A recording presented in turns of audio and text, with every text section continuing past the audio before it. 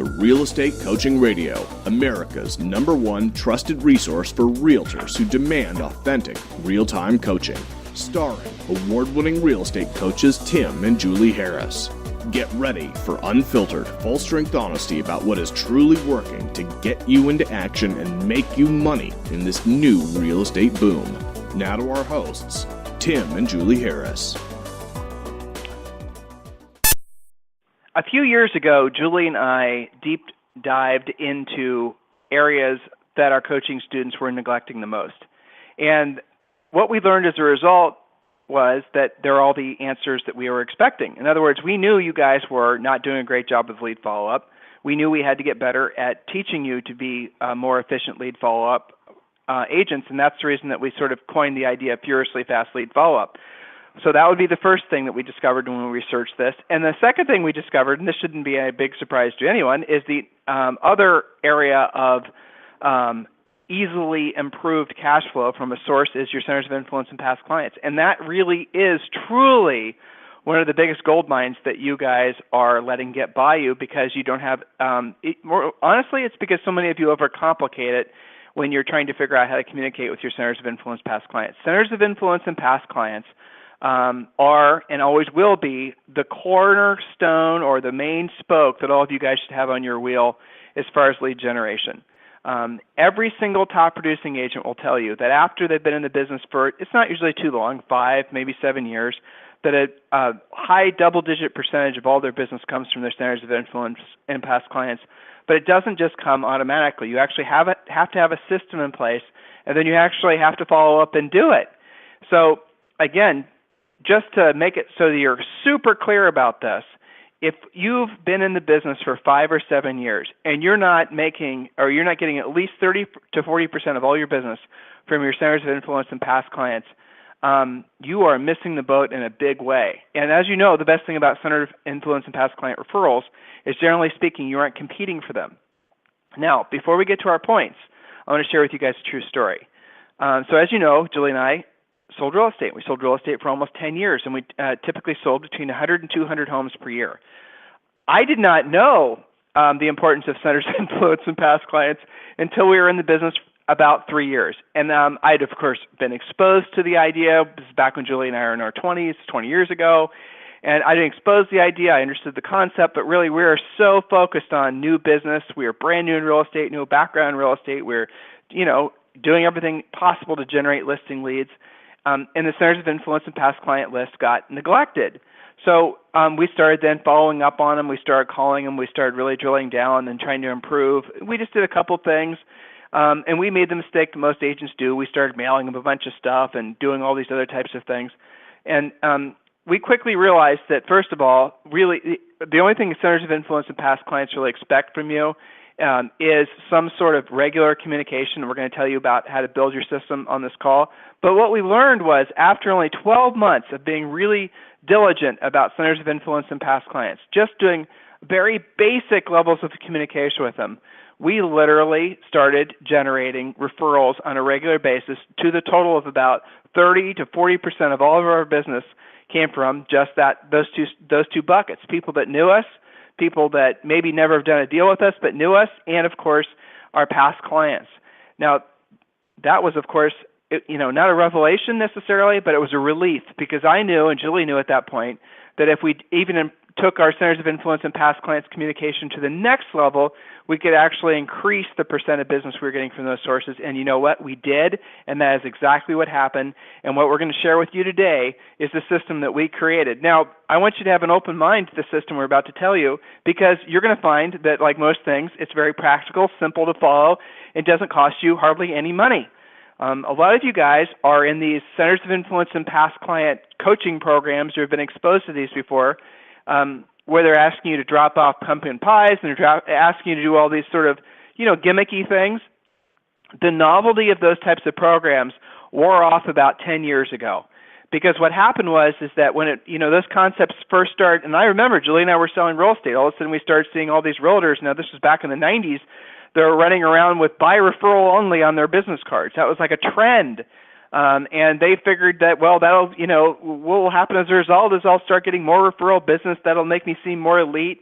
But then all of a sudden, 3 or 4 agents said buy referral on their cards. And it turned out that come November, when the pumpkin pies were being dropped off, the seller was having 3 or 4 agents dropped off, or that person was having 3 or 4 different agents who were all participating in that program that were all getting the same tchotchkes dropped off at their doorstep. So what happened is it reached a point of oversaturation, and then it stopped working. And that happens with most great marketing ideas. Some of these marketing ideas that come out are really, really creative and very effective.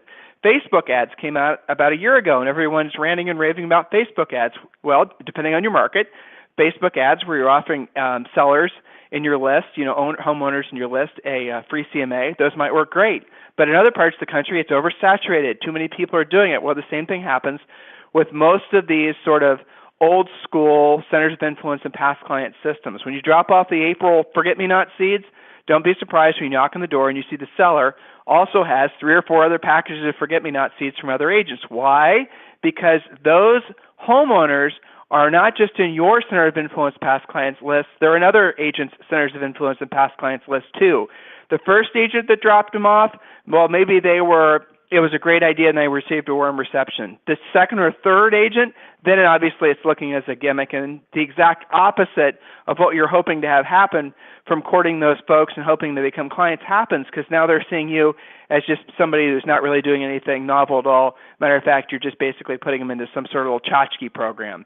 So conceptually, I'm sure you guys understand, but at the same time, I want you to understand that centers of influence and past clients are one of the core spokes on your lead generation wheel, on your income producing wheel, and your centers of influence and past clients are often going to be, frankly, the way that many of you are going to build wealth, because they're almost passive in terms of how you go, the business that they'll send you, email, voicemail, the type of business that all of us love, that only comes from centers of influence and past clients. So Julie prepared 8 points, and we're going to blaze through as many of these as we can on the call today.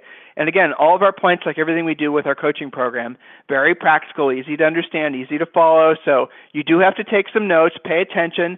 And the goal of today's radio show is quite simple. If you're not working your centers of influence and past clients, we're going to tell you how. If you are working your centers of influence and past clients, but you're not getting the results that you hope to, we're going to hopefully show you why. And then you will, in the next 12 months, provided you follow this plan, you'll start getting business and you'll start creating almost passive income from centers of influence and past clients as well. So Julie, let's just jump right in. You got it. So as always, and we'll call this, since I didn't label it point number 1, point number 0, mindset check. Why is this so important? And Tim, you just touched on a lot of this. If you had to choose, this is your little mindset check, right? If you had to choose your next 3 deals, what category of business or what spoke they came from, what would be your number 1 choice? Wouldn't you want to work with people who already know, love, and trust you and are less likely to, say, ask you to chip in your commission, less likely to ask you to compete for the business, easier to work with, more coachable, that sort of thing? Of course, 99% of you would say that, if not 100% of you. So if you want more, quote, easy deals, which I know all of you do, then get serious about your center of influence and past clients. That is one of the most important hallmark foundational spokes for every agent to be building. And even if you're a new agent, you don't really have a past client list, you still have a list of friends and family in your neighborhood. You can still build your list. It might be a little bit smaller than somebody else in your office, but that's fine. It's almost good because it's easier to work, and you can start out doing it right if you're on the newer end of the spectrum or returning to the business, as some of you are. So let's jump in. I always like to start with the mindset point, Tim. And let's jump into the point number 1, official point number 1, actually have a list. So, I mean, Tim, how many times have you been on a coaching call and asked that question? If we're being honest, they don't actually have a list. Well, they have a list, but it's just, in 14 places, right? It's on their cell phone, it's on their old cell phone, it's on their old top producer account, it's on their new CRM, it's written on pieces of paper. So you guys usually have lists, but they're not a list, and that's the first thing that all of you have to do. So Julie, what is the easiest way for these guys to get all their data in one place? Yeah, well, so that kind of leads to point number 2, which is decide on a CRM. Now, do they have to spend money on a fancy, expensive CRM, Tim, or can they just use something like Outlook or the top producer they've probably been paying for the past 16 years? Well, of course, you can use whatever CRM you want, but the one that we Just suggest be dedicated to one, but yes. Right. If you're dedicated, if you're already invested in one financially in your time, then continue to use it. But the bottom line is use it correctly. What we want you to, there's another product out there. We don't have a business relationship with these guys, but I hear a lot of great things about them. It's a company called Contactually. For a whole bunch of reasons that you guys could explore on your own, that seems to be a very simple, effective, very affordable CRM. But if we're just talking about strictly from a CRM perspective, you get a lot of times you'll have a CRM that's built into your existing, for example, DocuSign now has a CRM that basically is kind of free when you're a DocuSign customer. But as far as Contactually goes, Contactually is a CRM in the very traditional sense, where it's a place where you organize your centers of influence and past clients, but it's not a transactional management program like maybe Top Producer, I think, would be considered more of something like that. So Contactually has a lot of, like I said, functionality that you need to definitely look into that's very novel, ties in with social networking, things like that.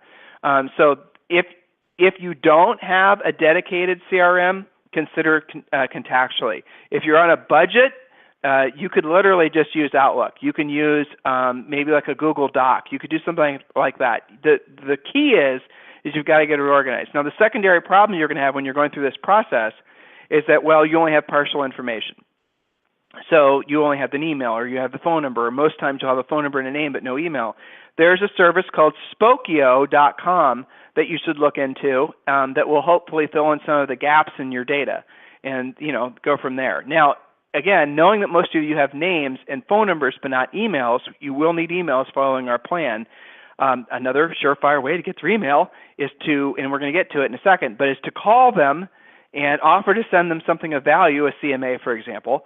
In exchange, they'll obviously have to give you their email address, and then you can fill the gaps in your database that way as well. Go ahead, Jules.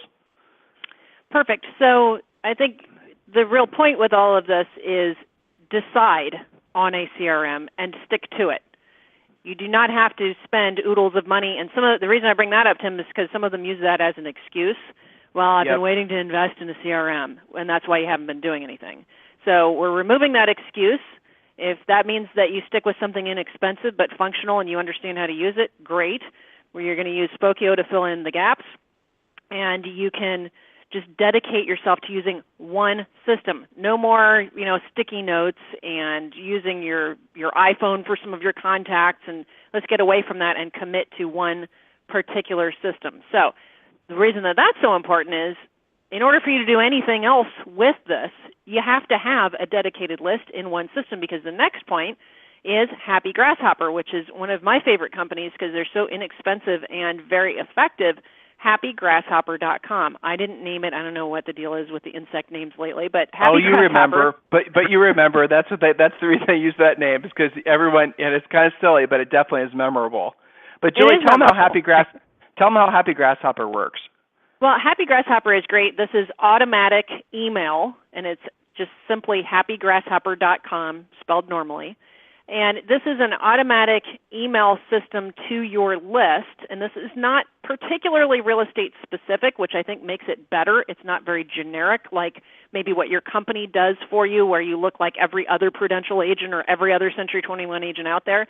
These are a combination of motivational quotes, fun, cute, two-minute videos, human interest stories, just a various conglomeration of fun stuff that you're sending as your method of contact to have fun and stay in communication with your past client center of influence list. Now, their starting price, last time I checked, was 500 emails every 3 weeks, 500 emails every 3 weeks for just $19, so it's really super cheap. And then you can upgrade from there. I think if you have more than 500 on your list, it still only goes to like $35 a month. So I think it's ridiculously cheap. And the advantage that you have here is, number one, you don't have to write the content, which is your other excuse why you don't typically systematically contact people via email, like you do with some of the other systems that are out there where you've got to create it and then they deliver it. So you don't have to create the content. Secondly, you can set it and forget it.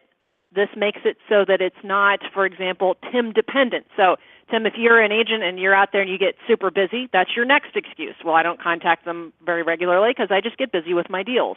Well, we want you to be busy with your deals. That would be the point of what you do for a living. But we don't want you to use it as an excuse to not be talking to your people.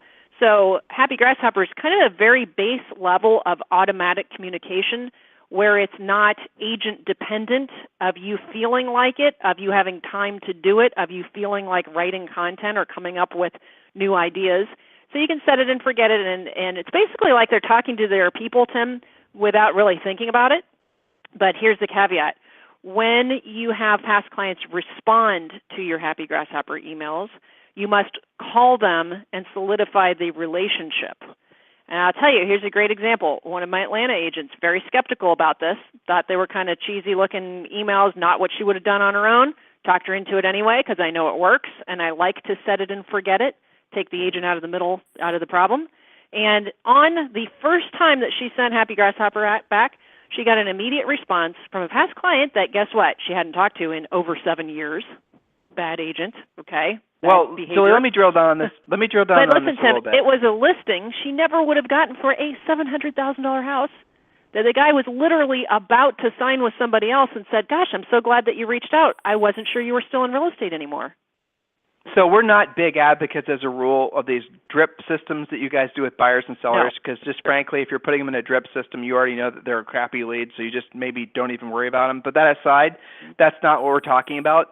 The best, Julie touched on all the great points about Happy Grasshopper, and again, we don't have a business relationship with these guys. I just like the product and the pricing is great. The other thing that's cool about them is the emails get delivered and they get opened. So if you guys have ever studied any, some of you are amateur internet marketer types, or you've researched this, and it's very difficult to get an email delivered so it shows up in their inbox. It doesn't hit spam, and then it's a function of, well, is the subject line catchy enough that they're actually going to open it and want to read it? And then if they actually open it, what they're going to read, is it going to be something that is going to be a reflection on you? Is it going to be something they're going to want to take action on? I mean, all these types of thoughts, right, when you're thinking about emailing. Well, Happy Grasshopper has mastered it. The emails get delivered, they get opened, they get read, they get reacted on. I get these because obviously I have a lot of coaching clients that have subscribed to Happy Grasshopper, and it is rarely that I get a Happy Grasshopper email that I realize that's what it is. I almost always open it because it just is so well written. It just is. But in any event, me too. So the deliverability is really good. Yeah. Yeah, it's something that's designed to get the folks, and the emails are not about this cheesy stuff that are typically in these newsletters. They're not about, recipes and time changes and have you changed your furnace filter and stuff like that. These are things that are very current, what's going on in the news today, and they feel very personal. So enough about that. So far, you guys are seeing what we're doing here. Your first part was building a list, choosing a CRM was the second part, and now we're asking you to also, we're moving to the point where we're going to actually have you start calling these guys and emailing these guys. That's the essence of the program, and you guys will see that these things cost you virtually nothing. So moving forward, please. Yes, and point number 4 you already covered, which was contactually. We talked about that. Point number 5, and this is something that, yes, it does take some effort on the agent's part, but most of you guys actually have a lot of fun with this, and it gives you some freedom to do different things. That's what we call center of influence events, where you are expanding your center of influence on purpose, not just by mistake, by happenstance, running into somebody who knows somebody. You're actually doing some events on purpose to expand your center of influence. Now, things that fall into that category, well, you got a lot of options on this. I like, with my clients, I work to build a center of influence events calendar so that you're doing at least one event, not necessarily a big event, but some kind of center of influence building event or meeting or club or something like that on a weekly basis. This makes your list grow. It causes more natural referrals. And this can be on the business end of things. BNI is a great way to do that. I just drew a blank on the one where you are forced to do public speaking. Meetup.com. Toastmasters. Toastmasters is excellent. Yeah. Most of you need practice at that anyway. Toastmasters is a great networking / presentation cleanup type of deal for you. So this is on the business end of things. BNI, meetup.com, you can find out what your options are. You type in your zip code and maybe a 20-mile radius and what your interests are. So it does not have to be business-oriented, like a Chamber of Commerce meeting or something like that, but that can be one category that you're working. you can build, I got somebody in Detroit, Tim. She does a book club meeting because, up there they're inside most of the time, so book club makes a lot of sense for her. Hey, we're not making fun of people in Detroit. We're from Ohio, so we understand. That's right. We're allowed. So, and there's only like 8 ladies in this club, and I think, if we're being honest, probably it's secretly wine tasting and books club, but that's okay. She gets tons of referrals from them because it's such a tight-knit group, and they all live in different neighborhoods around where she works.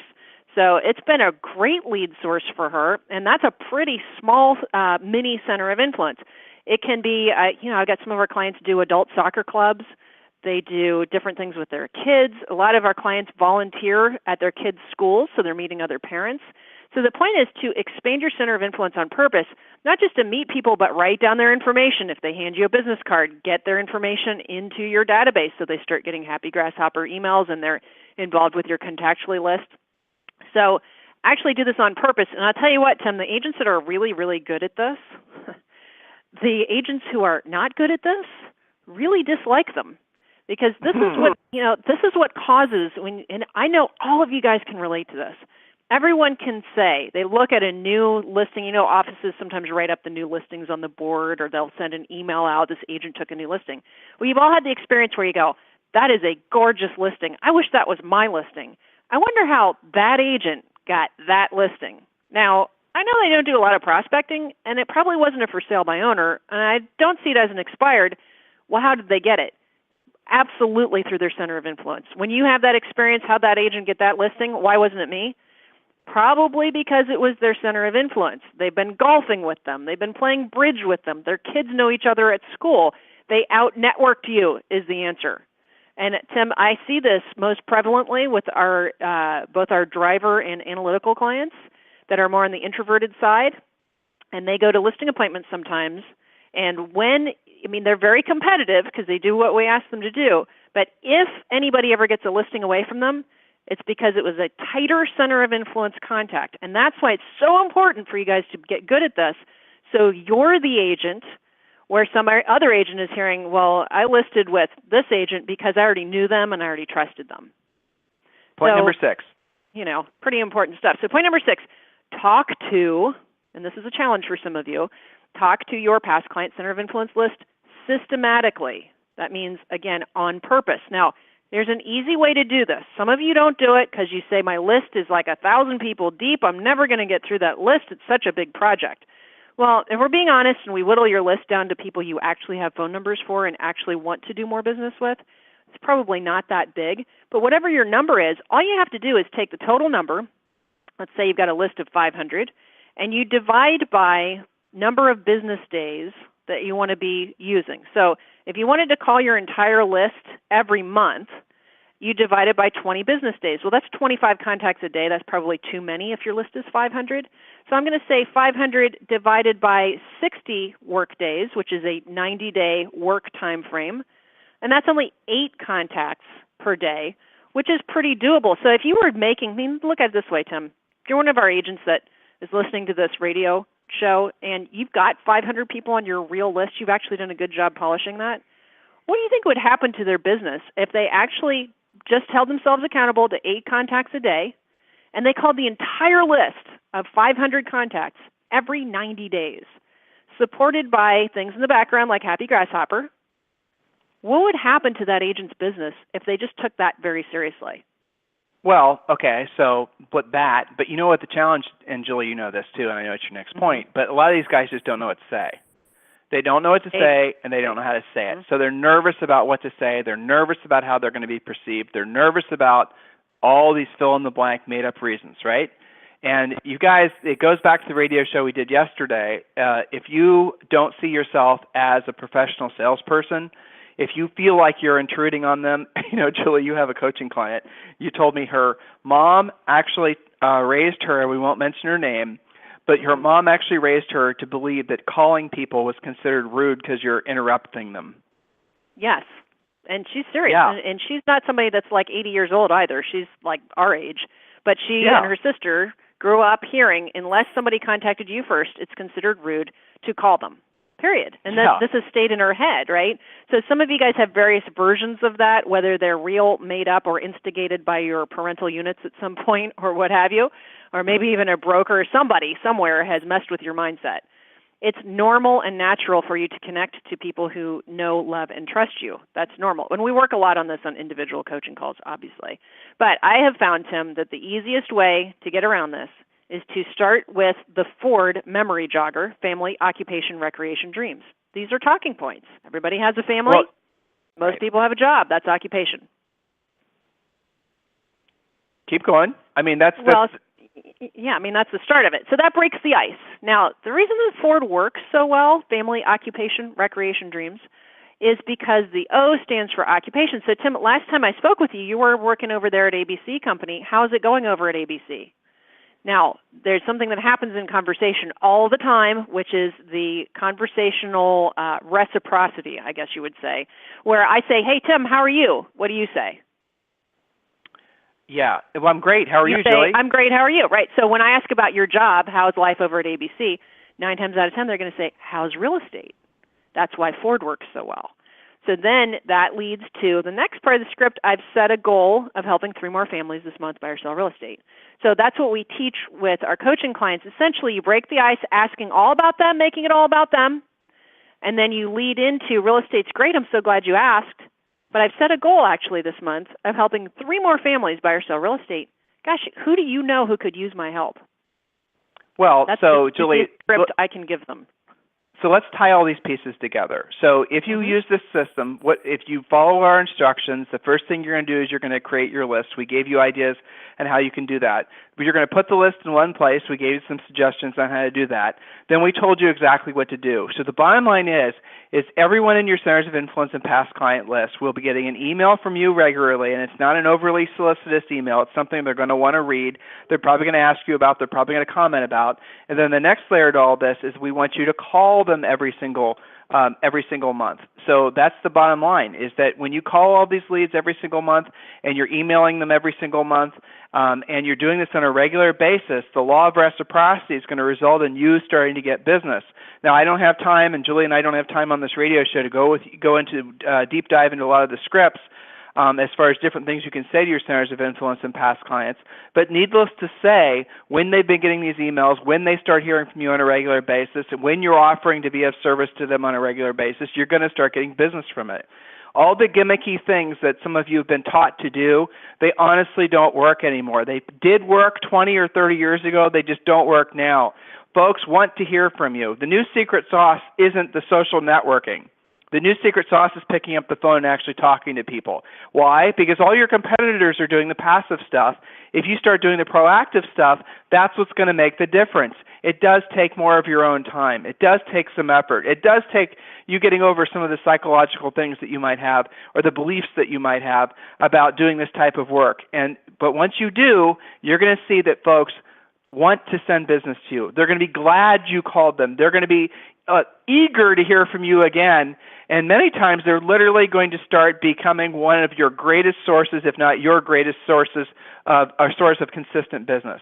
That's the mindset you have to have. So if there's anything we can be doing for you to help you get your Centers of Influence and Past Client business going to the next level, Julie, any other thoughts you have for these guys before we wrap? No, I mean, take it seriously, because it's a very common complaint amongst grizzled veterans. Their number one thing that they regret not being better at earlier is this very thing that we've discussed today. So now is the time to get in front of it, because as you build your Center of Influence, this problem for you, if you're not great at this, only gets worse.